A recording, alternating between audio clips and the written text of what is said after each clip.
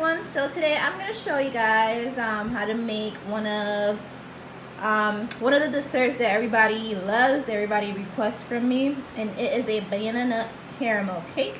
It's a delicious cake and it's really easy to make. You do need a lot of stuff for it, so I'm going to show you the ingredients first.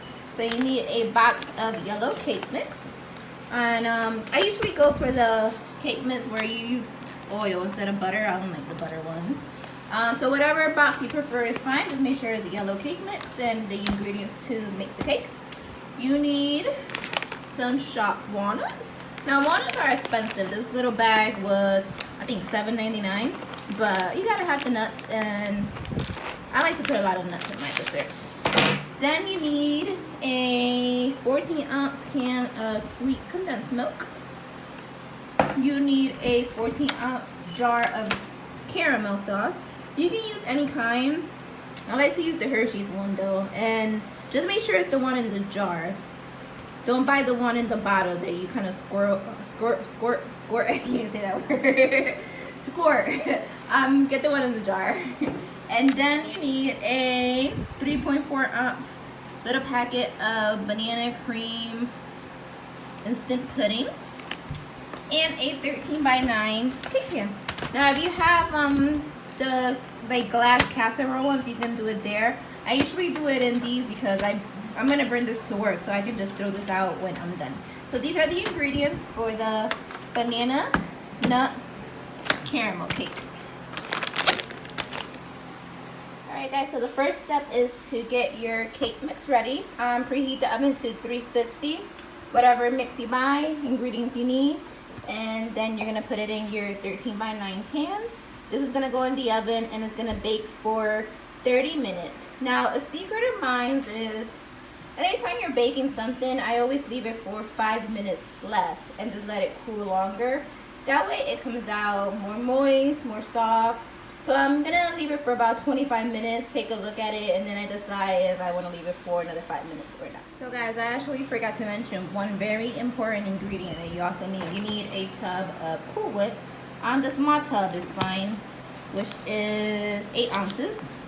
So what we're gonna do is, we also need milk for the banana pudding. So we're gonna mix the banana pudding with the Cool Whip, and that's gonna be your frosting for the cake. And then we're gonna put the nuts on top, and that's gonna give it the banana nut flavor. It tastes really, really good. If you like banana nut, you will love this cake. Then what we do, it's a poke cake. So we pour the sweet condensed milk and caramel sauce on top of the cake.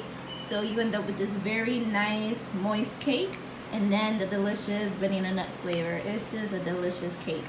I was a little weird at first about using caramel. The original recipe called for caramel, so I went ahead and used it anyways. But you can't even really taste the caramel. It just makes the cake moist, and it's delicious. Okay guys, so it's been 25 minutes that the cake's been baking, so I'm gonna check to see how it's looking. Yeah, you see? So I'm not gonna leave it for the whole 30 minutes. I'm gonna take it out now. I'm gonna put it in the cooling rack and let it cool for at least a half hour. Alright guys, so to make the frosting for the cake, we're gonna use a container of banana pudding mix. Now the instruction for this, it says to use 2 cups of water, but for the cake that we're making, we're gonna use 1.5 cups. And I'm spilling milk all over the table. Oh my god. Alright, I'm usually not this messy.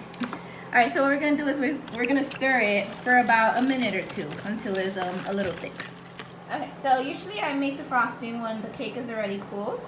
So as you see, the pudding mix is already mixed in, and you can smell the banana. It smells so good. Then you take the whole tub of Cool Whip, put it in, and you stir that in. Alright guys, so to poke the cake, I use this really big fork. And we're going to just poke the cake completely until it looks like it's breaking apart. So you're just gonna poke all over with this big fork. Poke, poke, poke, poke, poke. See, it looks like it's breaking apart, and that's absolutely fine. That's what you want. Try to get into every single corner. Poke all over the cake. See, when it starts to get like that, that's how you know. So we're gonna poke all over. And that should be good enough. All right, it smells so good. So the first thing we're gonna do is we're gonna take the sweet condensed milk and we're gonna pour it all on top of the cake.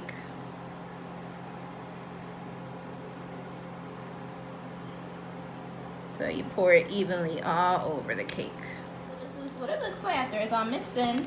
And then we're gonna put this in the fridge while we get the cake ready. It looks like when it's done. So I kind of like tap it so some of it can go down in these holes that we poked. And then kind of like try to mix it in as much as you can. So kind of like stir it around.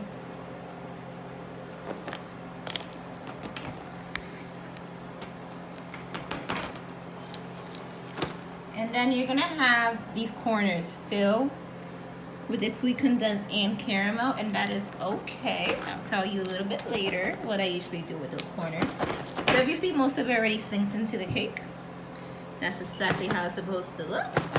And then we're gonna do the exact same thing with the caramel jar. We're gonna take the whole caramel jar and we're gonna pour the whole thing over the cake.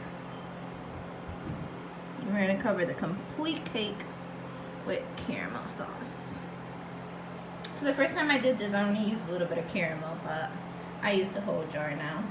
In the original recipe, they did say to save a little bit of the caramel sauce and pour it on top of the walnuts, but I've never done it that way. I'd rather use it all in the cake. So we do the same thing. Make sure all that caramel goes in, and that's what the cake looks like at the end, guys. So these little corners right here, what I do whenever I take my first piece of the cake, I always cut one of the corners and I eat that piece, because when you cut that corner, all those juices are gonna be there, and that piece is gonna be so moist and delicious.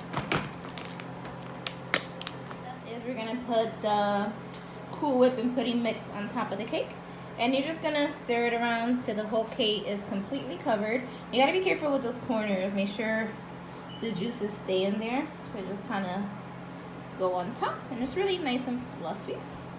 So you're just gonna cover the whole cake. It looks like after you put the frosting, and the last step is we're gonna put walnuts all on top of the cake. So we're gonna cover the cake with walnuts. This is what the cake looks like at the end. So I'm tempted to do something I've never done before. The original recipe does call for caramel on top. I have this one, Ghirardelli Caramel. So I'm gonna just try to put a little bit on top of that, if it's not too frozen. I drizzle a little caramel on top, not too much. This is the first time that I do it this way, but it looks really good. So the thing about this cake is it does have to be in the fridge for at least overnight or 24 hours. So if you're making it for an event, if you're making it for a holiday, a party, I would suggest to make it 24 hours in advance. So what I'm going to do is 8:25 now. I'm going to put it in the fridge, leave it in the fridge, forget about it. In the morning, I'm going to grab it and bring it to work. So in the morning, it'll be set. You have to let the frosting set and get hard. It's not going to get hard because it's Cool Whip, but if you eat it now, the frosting is going to get all over the place. If you leave it in the fridge overnight, the frosting will set and it will be delicious. So in the morning, I am going to cut maybe like a whole strip to keep it here at home for myself and my daughters. And then the rest, I'll bring it to work. So I will show you guys how it looks after it's all set and cut and delicious. Definitely covered it up. You have to keep it covered. So I put the lid on, and I'm gonna forget it's there, leave it there, and in the morning we will cut up a piece. When you cut the cake, this is how the slices end up. You can't really see in there, but it's like nice and thick slices.